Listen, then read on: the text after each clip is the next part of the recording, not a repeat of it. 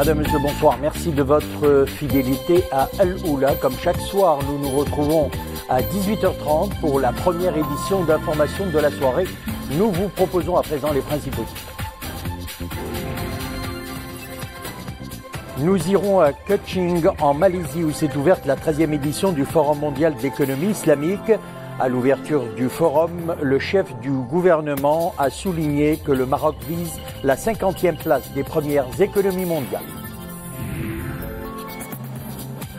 À Marrakech, s'est ouvert le symposium organisé par la Fondation Lalla Selma Prévention et Traitement des cancers sur l'état des lieux du cancer du sein au Maroc.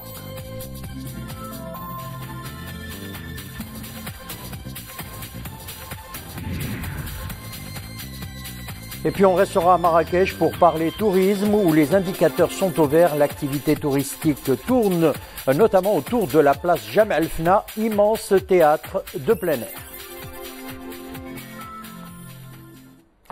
Sa Majesté le roi Mohammed VI a adressé un message de condoléances à la famille du général de corps d'armée Abdelhak Al-Qadiri. Dans ce message, Sa Majesté le roi a indiqué avoir appris avec une profonde peine et une grande affliction la triste nouvelle du décès du général de corps d'armée Abdelhak Al-Qadiri, que Dieu ait son âme en sa sainte miséricorde. Sa Majesté le roi a souligné que ce décès constitue une grande perte non seulement pour la petite famille du défunt, mais également pour sa patrie qui a perdu ainsi un officier supérieur qui a occupé de hautes fonctions et responsabilités militaires avec compétence, intelligence et dévouement et dont la bravoure et la discipline constituent un exemple à suivre. Le souverain a dit aussi se remémorer les qualités du défunt, son intégrité, son honnêteté et son attachement sincère à la patrie, à ses constantes et à ses valeurs sacrées. Feu le général de corps d'armée Abdelhak Al-Qadiri était un officier d'infanterie qui a exercé pendant sa longue carrière professionnelle toutes les fonctions afférentes à son statut d'officier des forces armées royales. C'est ce que souligne un communiqué de l'état-major général des forces armées royales. Le défunt a occupé plusieurs autres fonctions, dont celle de directeur de l'école de perfectionnement des cadres du ministère de l'Intérieur à Kénitra, de directeur général de la Sûreté nationale et de directeur général d'études et de documentation. Un parcours bouclé par la fonction d'inspecteur général des forces armées royales qu'il a occupé jusqu'au 26 juillet 2004. Diplômé de l'école d'état-major de Paris, le défunt général a été nommé par Sa Majesté le roi chef suprême et chef d'état-major général des forces armées royales au grade de général de corps d'armée le 31 juillet 2000. Feu le général de corps d'armée Abdelhak Al-Qadiri était détenteur de plusieurs décorations nationales et étrangères dont le grand cordon de l'ordre du trône et la grande croix du mérite avec étoile des ordres de mérite de la République fédérale d'Allemagne. Il était également grand officier de l'ordre de la Légion d'honneur de France et commandeur de l'ordre du mérite français. Sa Majesté le roi a reçu un message de félicitations du président de l'État de Palestine, Mahmoud Abbas, à l'occasion de la fête de l'indépendance. Le président palestinien souligne sa volonté de consolider les liens de fraternité dans un cadre de coopération et de coordination mutuelle au service des intérêts communs des deux pays.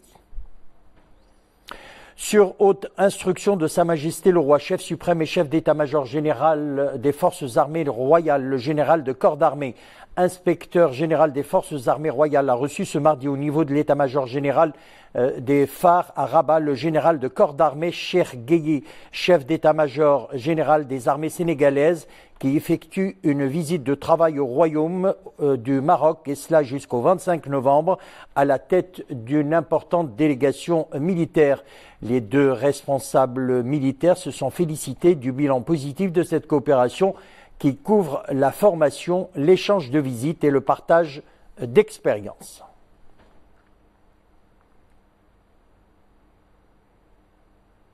En application des hautes instructions de Sa Majesté le roi Mohammed VI portant sur les mesures juridiques nécessaires à l'encadrement strict des opérations d'appel à la générosité publique et de distribution d'aide, une réunion s'est tenue aujourd'hui en présence du ministre d'État des Droits de l'Homme, représentant le chef du gouvernement en mission officielle à l'étranger, du ministre de l'Intérieur, du ministre de la Justice, du secrétaire général du gouvernement, du ministre de la Famille, de la Solidarité, de l'Égalité et du Développement social et du ministre délégué auprès du chef du gouvernement chargé des relations avec le Parlement et la société civile, porte-parole du gouvernement et du ministre délégué auprès du ministre de l'Intérieur.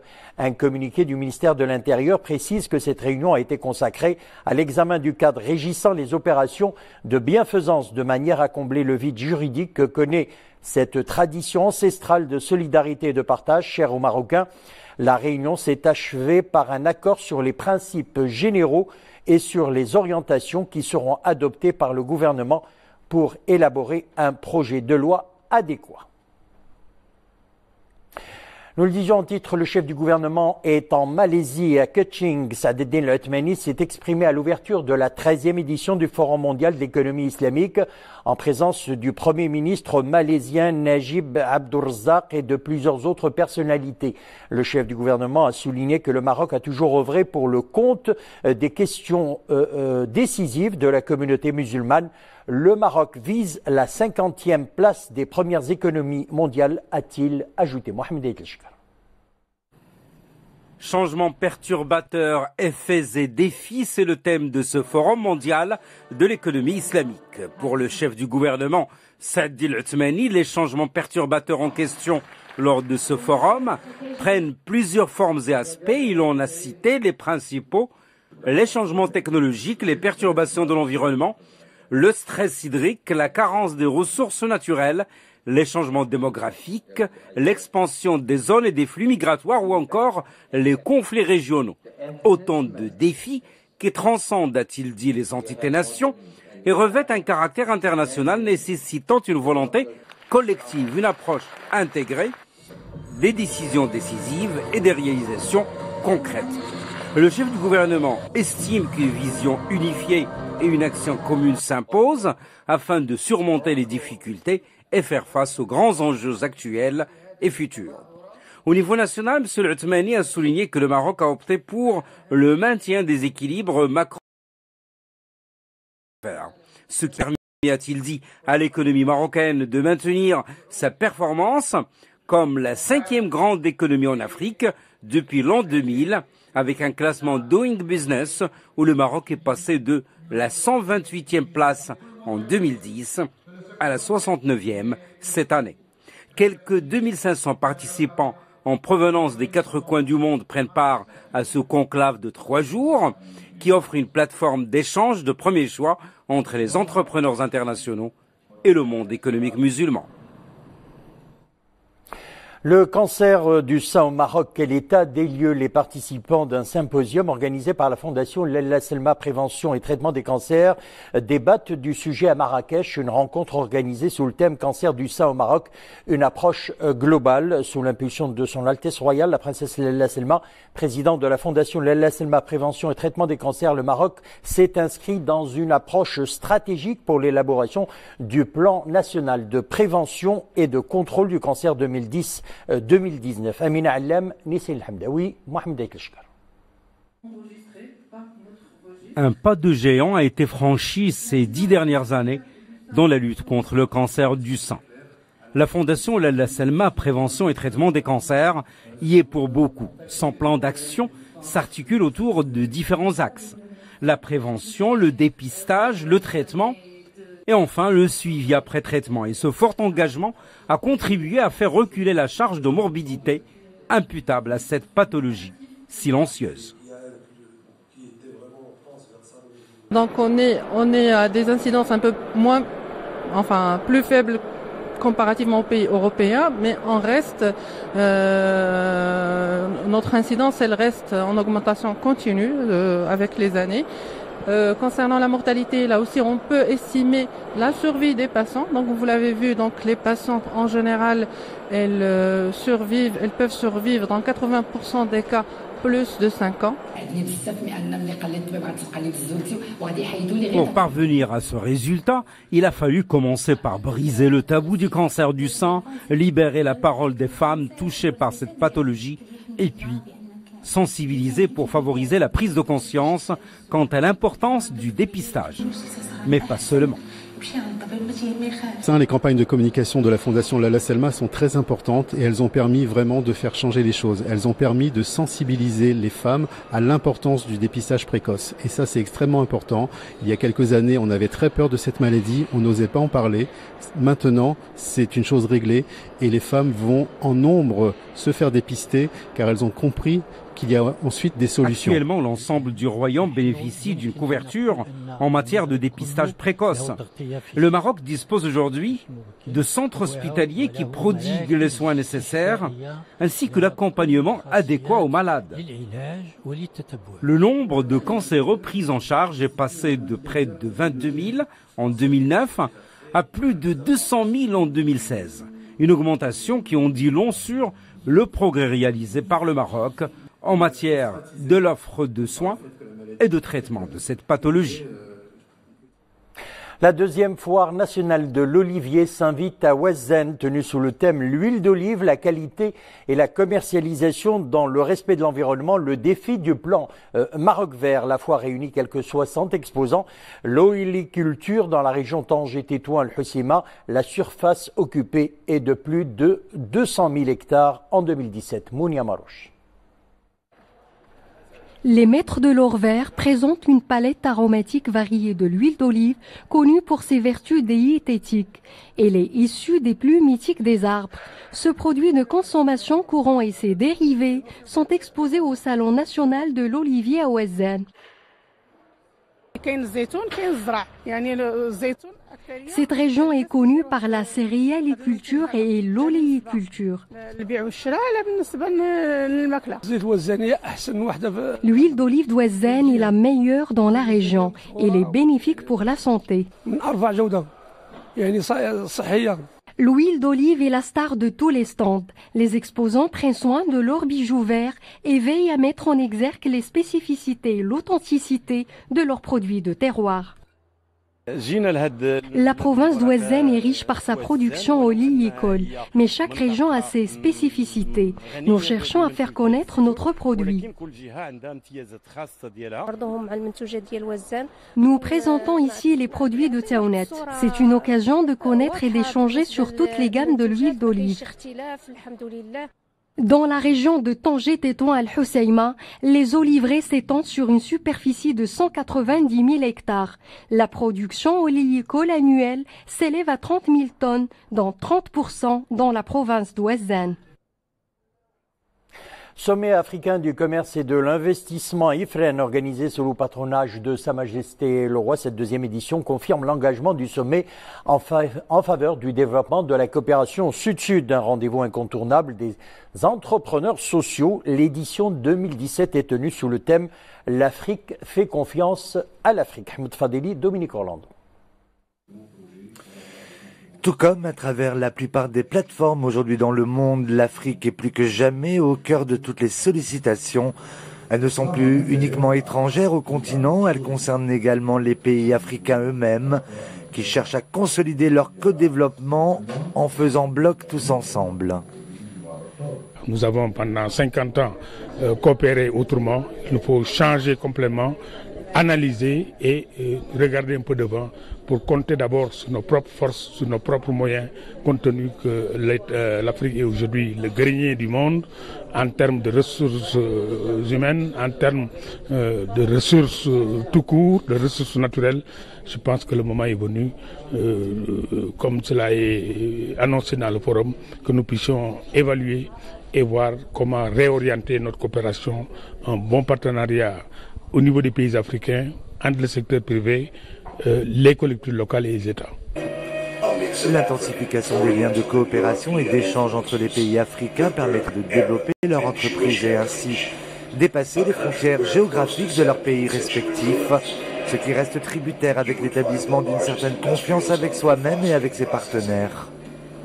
Nous travaillons essentiellement dans l'agriculture, dans la chaîne de valeur, et donc pour le bénéfice des agriculteurs.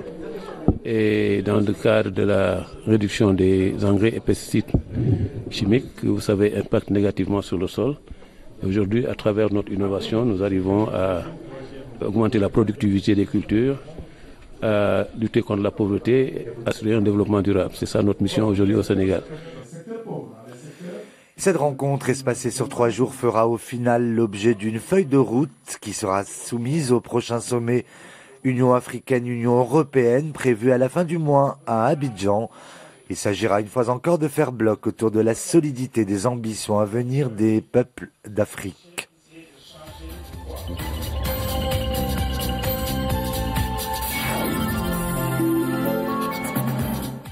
On passe à l'actualité internationale. Nous allons tout d'abord au Proche-Orient. Les principaux groupes palestiniens se sont retrouvés ce mardi au Caire pour une nouvelle session de pourparlers pour prolonger la dynamique de réconciliation.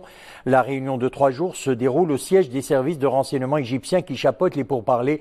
L'autorité palestinienne et le Hamas se sont accordés le 12 octobre dernier pour que le Hamas transfère à l'autorité d'ici au 1er septembre les pouvoirs dans la bande de Gaza. Pour la première fois d'ailleurs depuis 2007, le passage de Rafah vers l'Égypte a été ouvert ce week-end sous le contrôle de l'autorité palestinienne.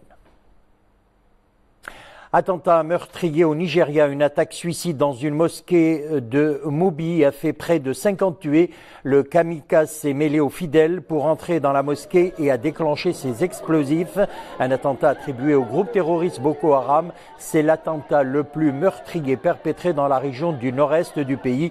L'explosion a été qualifiée de dévastatrice par un des responsables des services de secours. De nombreux blessés ont été transférés vers les hôpitaux de la région. Et puis, le président zimbabwéen Robert Mugabe a annoncé aujourd'hui sa démission après 37 ans au pouvoir. Moi, Robert Gabriel Mugabe, remets formellement ma démission de président de la République du Zimbabwe avec effet immédiat, a dit Mugabe dans une lettre lue par Jacob Mudenda, le président du Parlement.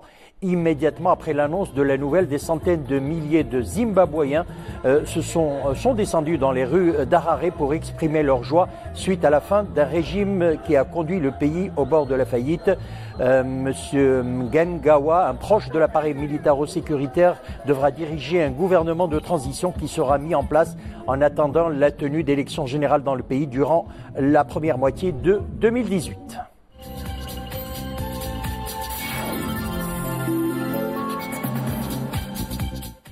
On va à Marrakech. Les nuitées dans les établissements hôteliers classés sont en hausse de 18%, des indicateurs au vert pour la Cité Ocre pour 2017. L'activité touristique tourne notamment autour de la célèbre place Jemaa el-Fna, un immense théâtre de plein air. Cafés et restaurants sont fortement occupés par les visiteurs, notamment ceux offrant une vue panoramique sur la place. Le reportage est signé Mounia Marouche. À peine arrivés, les touristes cherchent un point haut pour pouvoir contempler la place mythique de Jemaa el-Fna, notamment à l'heure où le soleil commence à se coucher. Cet endroit magique est très prisé par les romantiques. Ils cherchent à capter cet instant sublime durant lequel la ville rouge dévoile tous ses trésors et son charme unique. Depuis une terrasse, la vue panoramique permet de voir toute la place de Jemaa el-Fna, avec ses défilés et son tumulte joyeux. On est revenu exprès pour voir le coucher de soleil, parce qu'on voulait je voulais absolument voir ça avant de repartir. La ville de Marrakech a enregistré durant le premier semestre de cette année une hausse de ses indicateurs touristiques avec une augmentation de 19%. Pour chacune des arrivées et des nuitées en comparaison avec la même période de 2016. La place est très belle et il y a beaucoup d'ambiance, c'est chaleureux et familial. Après, l'amabilité des gens, tout, Marrakech, c'est magnifique. Depuis toujours, ces halqa participent au charme de la place de Jemaa el-Fna, l'une des places les plus célèbres d'Afrique. Résidents et étrangers remontent le temps par ces histoires millénaires, symboles du patrimoine culturel immatériel de Marrakech. Voilà, c'est la fin de notre édition. Merci de l'avoir suivi. Le retour de l'info sur Lula, 20h30. Une excellente soirée, à demain.